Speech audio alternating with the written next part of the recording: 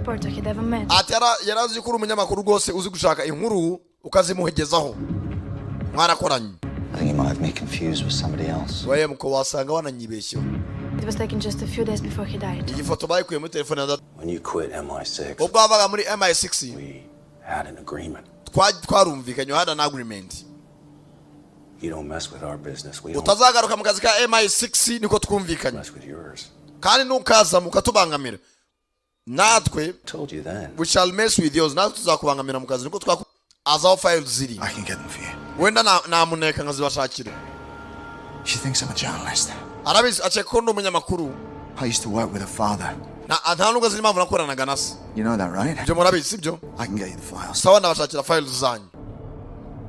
You will. Mujyana muri ubwiza ukuri ni natanga ibyandiko nanjye bari umwana wanjye. The Russians have got her. Abarusiya bamfitiye umwana. Niyo mpamvu ngomba gufata ibyandiko so yabishe. Ubuzima bw'umwana wanjye buri kuri zo file. You want to expose the people that killed your father, and I get that. Nanjye rwaye ndashaka gushyira abahanze abishe so. I really do. Ndabishaka pe. Moldavia. Ati hari umwana afite yitwa Marina uba muri Moldavia. Marina's really sweet. Marina ni umuntu mwiza. Buretse gato. You bought her a TV Waguze televiziyo and a laptop. na laptop. Where'd you get that kind of... Amafaranga menshi gucyagwiza wakuye. You earned it. Narayakoreye, warayakoreye. That Russian lady, she was Uriya kind mugore of w'umurusiya weird. ntago yari asanzwe. She was crazy about gambling, but Yakundaga gukina urusimbi, akina ibintu bya boxing. services. Twajyaga dusheta 50 ariko ntago yari azi kubetinga ku muntu ngo arebe indwanya ishoboye kumera. I ran the numbers and she packed the money. Arebye ko kamuhaye. Familiar.